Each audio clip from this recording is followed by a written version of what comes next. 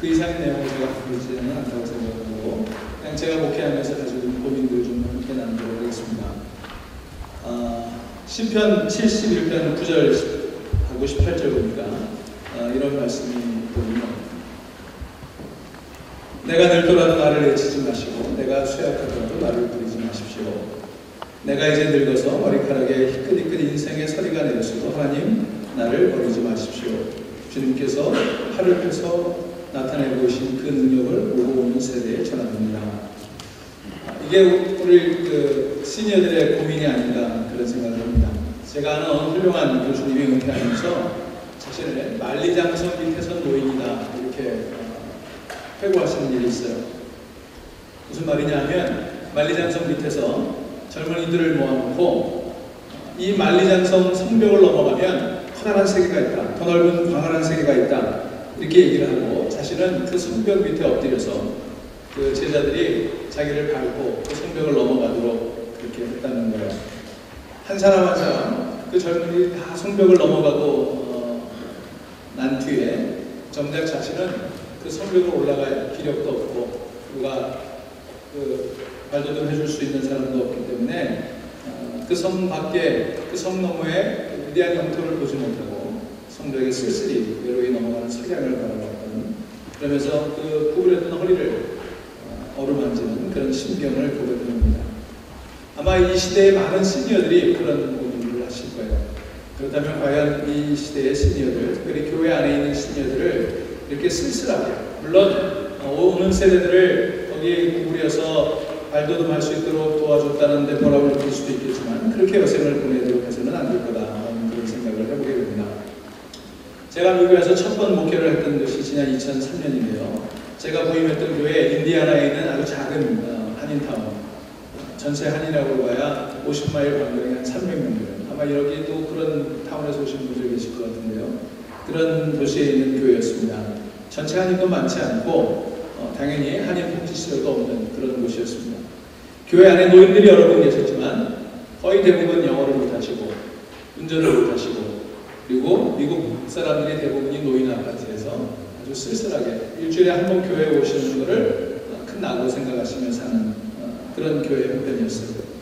당연히 거기 부임해서 이제 새로 부임을 했으니까 이 노인들을 잘 섬겨야 되겠다. 안쓰럽기도 하고 불쌍하기도 하고 뭐 여러 가지 생각들 때문에 저희 노인 사역은 그렇게 미국 노인 아파트에 영어도 못하고 운전도 못하시면서 하루 종일 일주일 내내 갇혀 계시다가 주일에 겨우 한번 교회 오는 그런 분들을 가지고 모시고 저의 시니어 사역이 시작이 되었습니다.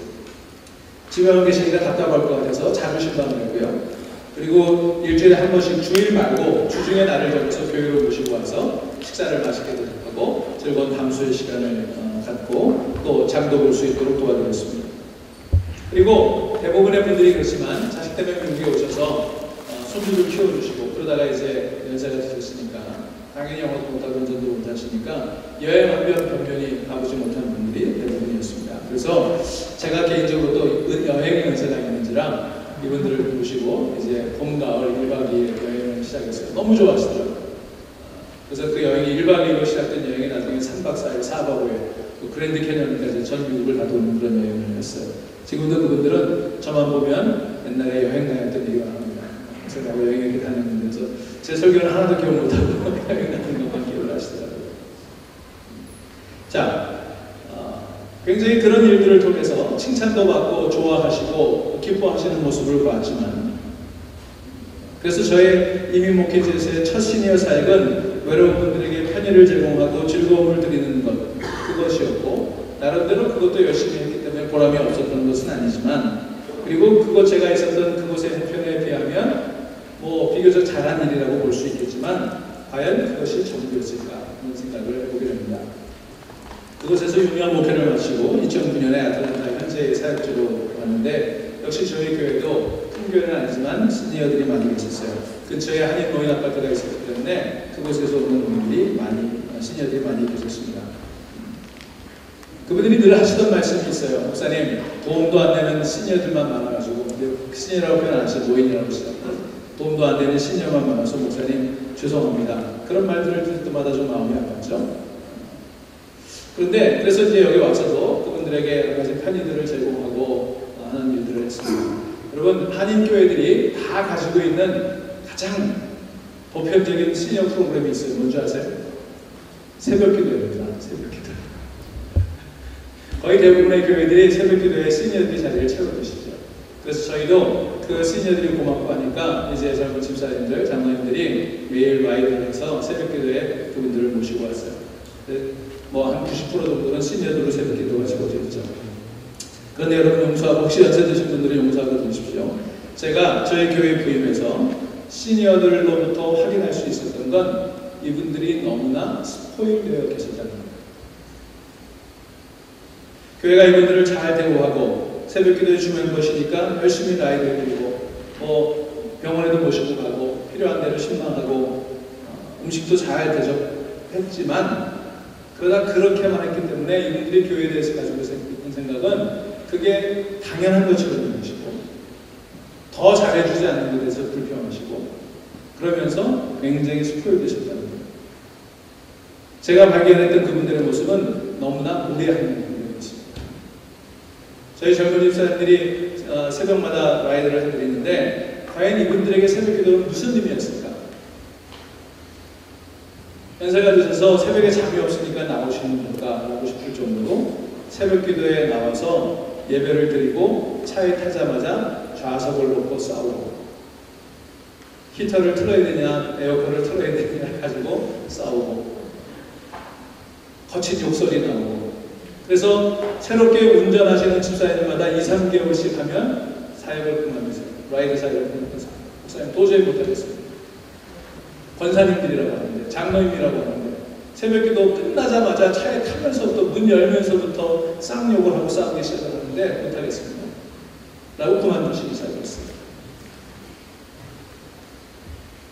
교회 시니어 사역이 시니어들의 영적 성장과 인격 성장자, 그분들의 사역의 지평을 넓히는 일을 하지 못하고 단순한 복지, 배려의 대상이 되고 시중 들어야 되는 일에 머무를 때 이런 문제들이 나타나는 것 같아요. 물론 시니어 사역에서 복지, 배려 이건 매우 중요한 부분일 겁니다. 하지만 보다 더 창조적인 시니어 사역이 이루어지지 않는다면 교회는 굉장히 소모적인 일들을 하면서 또 그 일을 돌봄이라는 차원에서만 돌봄이 필요한 수동적인 존재, 유한인력이라는 생각에서 벗어나지 않는다면 시니어 사역은 발전하지 못할 거다라는 생각을 합니다. 여기서 우리가 벗어나야 되는 첫 번째 생각은 노년 역시 성장하는 노년이 되어야 한다.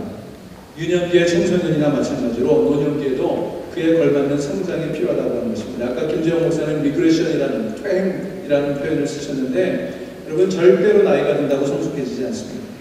지속적인 자기 성찰과 배움이 없으면 나이 들수록 고집스러워지고 무례해지고 탐욕스러워지고 무식해집니다. 그래서 몸과 마음이 정말로 늙어버리기 전에 제때 나이 드는 법을 가르쳐야 하는 거예요. 근데 문제는 현대사회에 나이를 인정하지 않는 경향들이 있습니다. 뭐냐 하면 이제 의학이 발달하고 음식이 좋아하고 약이 좋아지니까 자꾸 젊어지려고 하는 거예요. 우리는 늙음을 부정하며 사그러지는 인생에 대한 울분을 피어나는 생명에 분풀이하는 그런 분노의 시니어들이 되지 않도록 시니어 사역입니다. 멋지게 나이가 들어가기 위해서는 나이 듦의 의미를 제대로 이해하고 받아들일 필요가 있다고 하는 것입니다. 거기 제가 안드레아스 그리피우스의 글귀를 한 구절 적어놨습니다만, 내가 늙었다고 사람들이 웃는 게 아니다. 사람들은 내가 늙었는데도 절대로 늙으려고 하지 않기 때문에 웃는다 라고 합니다. 그러니까 이 시니어 문제를 자꾸 노화 방지 또는 시대를 거슬러서 젊음을 회복하려고 하는데 초점이 두어져서는 안 된다고 하는 것입니다. 볼테르라고 하는 철학자는 자기 나이에 어울리는 정신을 갖지 못한 사람은 노년의 모든 것이 불편하다 이런 얘기를 했습니다. 중요한 것은 젊음을 오래 유지하는 것이 아니라 정말 나이에 걸맞는 그런 성숙을 이루어드리는 일을 하지 않으면 안 된다는 거예요. 아까 김재용 목사님께서 말씀하셨지만 대부분 교회들이 가지고 있는 사역이 뭡니까? 돌봄의 사역이죠. 네, 돌봄의 사역. 잘 돌봐드리는 건 좋습니다. 효도 관광하는 거 참 좋습니다. 그런 삶을 살아보지 못한 분들에게 노년의 때에라도 그런 프로그램들을 제공해드리는 건 꼭 해야 되는 일 가운데 하나겠죠. 모여서 함께 밥 먹고 그리고 담소할 수 있고 소일할 수 있게 하는 것 중요할 겁니다. 하지만 이런 모든 프로그램들은 뭐죠? How to survive. 어떻게 생존할 것인가. 목사님 말씀하신 것처럼 오지 않는 기차를 어떻게 대합실에서 오래도록 기다리도록 편리하게 대합실 생활을 제공해 드릴 것인가. 대합실 밖으로 나가서 뭔가 프로덕티브하고 크리에이티브한 일들을 할 수 있도록 배려해 드리지 못하고 여기 대합실에 조금 더 안락한 의자를 드리고 더 안락한 간식을 제공해 드릴 테니까 여기서 잘 지내십시오. 우리 교회 대합실이 다른 교회 대합실보다 더 편리하니까 우리 교회 오셔서 하십시오. 이런 생각들을 가지게 되고요. 그러면서 두 가지 문제가 나타나는데요. 하나는 교회적으로 이 아틀란타라든지 이 대도시에는 요즘 저희 아틀란타도 마찬가지예요. 국지관들이 많으니까요. 새벽 기도 끝나신 권사님들이 기도를 안 하세요. 왜냐하면 국지관에서 버스를 타고 빨리 국지관에 가야 돼요. 가서 아침도 먹어야 되고 국지관에 좋은 프로그램들이 있잖아요. 즐거운 프로그램들이 있으니까 거기 가셔야 돼요. 그래서 새벽 기도 끝나면 자녀는 굉장히 오랫동안 기도를 하셨는데 이제는 금방 일어나서 그 차를 타고 복지관으로 가시게 가십니다. 그러니까 이런 대도시에서는 이런 복지시설이 활발하게 되면서 교회가 하는 시니어 사역들의 돌봄 기능들을 다 가져가고 있어요. 교회가 경제하기 참 어렵죠. 그래서 그건 다 그냥 그 양보해드리고 손을 놓고 있거나 아니면 중소도시의 작은 한인교회들은 인력이 부족하고 예산이 부족하니까 이런 것들에 대한 엄두도 내지 못하면서 그저 손을 놓고 있는 그런 현상들 어떻게 해결해야 될지 이제 우리가 2박 3일 동안 함께 고민하고 연합교회 사례들을 함께 쉐어링하면서 고민해 보았으면 좋겠습니다. 그렇기 때문에 제가 우리 중앙교회를 통해서 우리 시니어 사역 저희 교회가 지금 활발한 시니어 사역이 이루어지는 것은 아니지만 이런 일들을 함께 고민하고 있는 것은 평화롭고 조화로운 노년을 막기 위한 아까 세이지 말씀을 하셨는데 지혜를 만들어야 됩니다. 그래서 시니어들도 성숙하고 성장하도록 하는 프로그램들을 만들어야 되고 교회가 그분들을 자꾸 스포일시킴으로써 그분들이 가지는 잠재력이나 가능성을 배제하지 않도록 노력해야 되겠다라고 하는 그런 생각들을 가지고 고민하게 됩니다. 노년에 아무런 변화도 원하지 않고 자신이 가진 것을 잃지 않는 데만 급급하면 불만만 가득한 화내는 노인들이 되어버리죠. 그럼 보세요. 인생을 70년, 80년 살았기 때문에 나름대로 저마다의 법이 있으시고요. 그 법에서 한치의 양보도 없습니다. 그래서 늘 다투세요. 그 다음에 나타나는 현상이 뭐예요? 간섭이죠. 다른 사람에 대한 외로움에서 오는데 다른 사람의 일들을 간섭합니다. 옆에 사람이 가져온 음식에 대해서 간섭을 합니다. 남의 이야기를 들으려고 하지 않습니다. 놓으려고 하지 않습니다. 더 거머쥐려고 합니다. 음식에 대한 욕심이 많습니다. 제가 지난번에 우리 교회 노인들하고 시니어들하고 같이 세미나 하면서 제가 이런 얘기 했어요. 제발 음식 욕심 좀 버리십시오. 교회 안에서 이거 중요한 얘기입니다. 음식 욕심. 지금은 너무나 잘 먹고 사는데도 오래된 습관들, 그 음식 욕심. 그래서 교회에서 무슨 음식만 있으면 먼저 쌀알 것부터 챙기기 시작합니다. 이런 것들을 놓아버려야 되는 거지. 나이가 들면 어쩔 수 없이 권력, 건강, 사람 등 많은 것을 놓아버려야 되는데 놓는 훈련들을 할 기회들을 갖지 못했다고 하는 겁니다. 어떻게 품위 있게 놓아버리느냐? 이게 성숙의 관건이 아니겠습니까?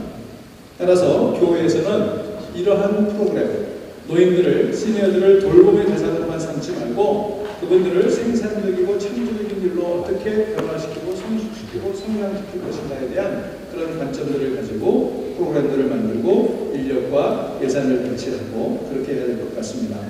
한 가지 이제 여러분들이 나눠야 될 것은 저는 연합교회가 이런 일을 시작하셨는데 이렇게 생각하기 쉬워요. 연합교회니까 가능하지. 약 300명들의 시니어들이 있고 그 안에는 굉장히 체력, 능력을 가지신 분들이 많으니까 가능하다고 생각할 수 있습니다. 물론 그런 면들이 없지 않았어요. 그런데 그렇게만 보지 말아야 될 것은 우리가 지역교회가 이런 일들을 쉐어하는 일들이 참 중요합니다. 내가 김재현 목사님하고 자주 의논하는 문제가 뭐냐면 연합교회가 가지고 있는 인력이나 프로그램들을 나눠주십시오라는 거예요. 그래서 금년에 지금 함께 의논하고 있는 것 중에 하나가 연합교회가 가지고 있는 시니어 선교 프로그램이 있거든요. 근데 저희 교회 같은 경우는 대부분의 교회들이 시니어 선교 같은 것도 할 수 없어요. 그러면 연합교회가 하는 것들을 쳐다만 보는 게 아니라 오픈해 주십시오라고 부탁을 드렸어요. 그래서 다른 교회에서 함께 참여할 수 있도록. 문제는 뭐냐면 교회 목회자들이 연합 사업에 대해서 굉장히 두려움을 가지고 있다는 거예요. 우리 교회는 그런 걸 못하는데 그런 걸 잘하는 교회와 함께 하게 됐을 때 우리 교회에 혹시 악영향이 미치고 내 목회에 부정적인 영향이 미치지 않을까라는 두려움을 갖는다는 겁니다. 그러실 필요가 전혀 없는 것 같아요. 저는 개인적으로 이 연합교회와 함께 이 지역에 있는 걸 굉장히 기뻐하는데 여기 뭐 유성희 전사님, 이성영 목사님 계시고 있지만 저는 저희 교회 무슨 프로그램 할 때요. 저희 교회 뭐 그런 전문적인 사역자들과 부교육자들이 없으니까 연합교회 부목사님들, 전사님들 전부 저희 교회에 모셔다가 세미나하고 교육하고 합니다. 그렇다고 해서 저희 교회 사역에 도움이 되면 됐지 전혀 부정적인 영향을 미친 적이 한 번도 없어요. 그래서 저는 여러분들이 지역적으로 이런 일들을 독자적으로 할 수 있는 여건이 되지 않으려면 지역교회들과 연합해서 이런 사업들을 해나가시고 그런 네트워킹을 하는 것이 참 중요하다고 생각이 듭니다. 그런 두려움을 우선 목사님들부터 내려놓으셔야 돼요. 여기서 여러분들이 많은 프로그램들을 이제 소개받고 또 많은 이론적인 공부들을 하고 돌아가시겠습니다만 여러분 제가 볼 때도 여러분들 현장에 돌아가면 몇 가지는 하실 수 있을 것 같아요. 각 교회별로 별로 하실 수 있는 일이 없을 거예요.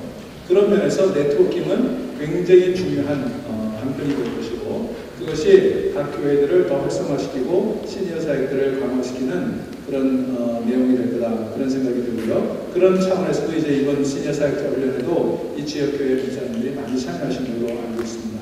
여러분 그렇게 시니어 사역들을 해나가시고 또 준비해 나가시면 좋겠습니다. 5번에 보시면 늙은 어린이에서 하나님의 노인도 이렇게 제가 말씀을 드렸습니다만 교회 안에서 시니어들은 더 이상 유한 인력이 되어서는 안 된다고 생각합니다. 또는 공동체가 짊어지고 가야 되는 부양의 대상으로 남아서도 안 된다고 생각합니다. 돌봄을 잘 해야 되겠습니다만 그저 시니어를 돌봄의 대상으로만 삼는 것이 아니라 시니어 자신이 늙은 어린이에서 하나님의 노인으로 성장할 수 있도록 그래서 공동체 안에 축복을 가져오는 존재로 성장하도록 도와드려야 될 것입니다.